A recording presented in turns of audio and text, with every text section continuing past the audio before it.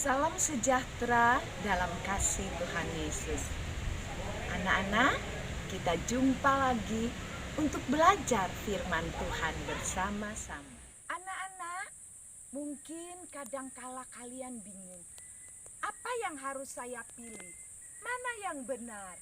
Siapa yang harus saya ikuti? Tapi lewat firman Tuhan, kita akan melihat bahwa sungguh hanya Allah pencipta langit dan bumi ini, Dia adalah Tuhan semesta alam yang patut untuk kita sembah, yang dapat kita agungkan, yang dapat kita ikuti. Dialah Tuhan yang maha kuasa. Anak-anak, ketika Raja Ahab, dia tetap melakukan hal yang jahat. Dia menyembah Baal. Dia membuat patung-patung yang tidak berkenan kepada Tuhan. Sampai orang-orang Israel pun mengikuti apa yang dilakukan oleh Raja Ahab. Sehingga terjadilah kelaparan, di mana orang-orang Israel pada waktu itu mengalami panas terik sepanjang 3,5 tahun. Tidak ada hujan, banyak orang menderita kelaparan. Kemudian Nabi Elia berkata kepada Raja Ahab, kumpulkanlah orang-orang Israel ke Gunung Karmel. Ketika orang-orang Israel telah berkumpul di Gunung Karmel, Elia berkata, hai orang-orang Israel, berapa lama kamu melakukan hal-hal yang tidak berkenan kepada Tuhan? Sekarang saya hadapkan engkau dua pilihan. Saya hanya seorang diri, tetapi nabi-nabi Baal ini ada 450 orang. Kita akan buat pertandingan, atau kita akan membuktikan siapakah Allah yang sebenarnya. Sediakan 2 ekor lembu. 1 untuk nabi-nabi Baal itu, 1 untuk saya. Biar mereka yang pilih lebih dulu. Mereka akan korbankan itu. Tetapi syaratnya tidak boleh seseorang memberikan api. Nah, Allah siapa yang menjawab dengan api? Dialah Allah yang sebenarnya. Kemudian kalian tahu, nabi-nabi Baal itu mereka mengambil lembu, memilih yang mereka rasa paling baik. Kemudian mereka menyembelih, mereka membuat mezbah, mengambil kayu-kayu, kemudian dipotong-potong kayunya. Mereka taruh di atas mezbah dan letakkan juga lembu yang sudah disembelih. Dan mereka mulai berseru memanggil Baal mereka. Ya Baal, jawablah kami. Sebab Elia berkata, siapa yang menjawab dengan api, dialah Allah yang sebenarnya. Jadi mereka mulai memanggil sampai hari sudah panas seperti ini. Mereka teriak-teriak dari pagi sampai udah kepanasan nih, udah kepanasan. Ya Baal, jawablah kami. Tahu, Nabi Elia bilang begini, kurang kenceng kata Nabi Elia. Lebih kenceng, barangkali Baalnya lagi tidur, atau mungkin dia lagi ngelamun, dia lagi merenung. Jadi anak-anak mereka tambah teriak-teriak, bahkan mereka ambil alat yang tajam, mereka mulai lukai badannya sampai berdarah.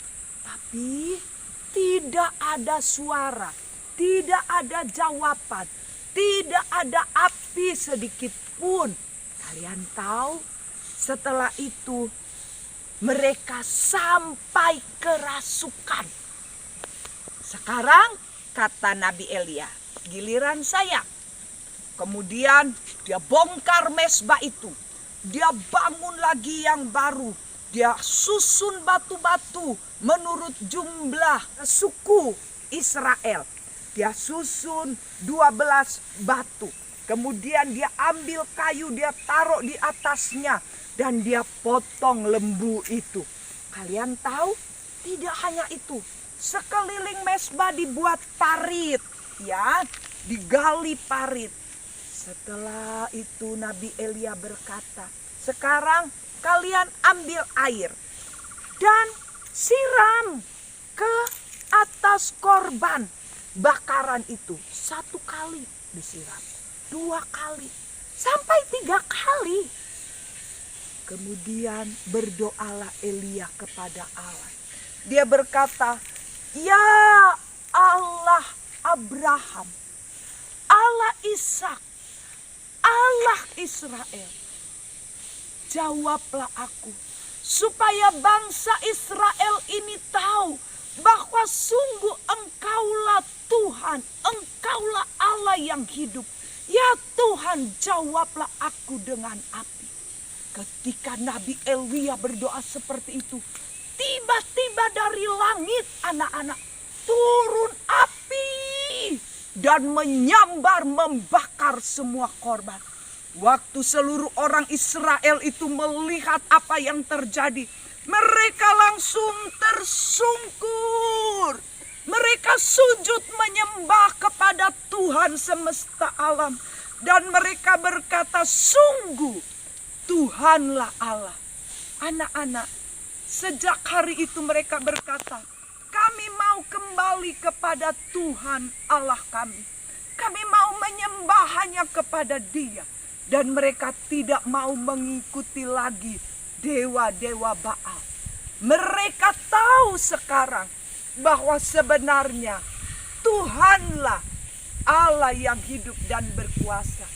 Dan mereka sejak saat itu mereka berbalik kepada Tuhan. Dan Tuhan mengirimkan kembali hujan atas bangsa Israel.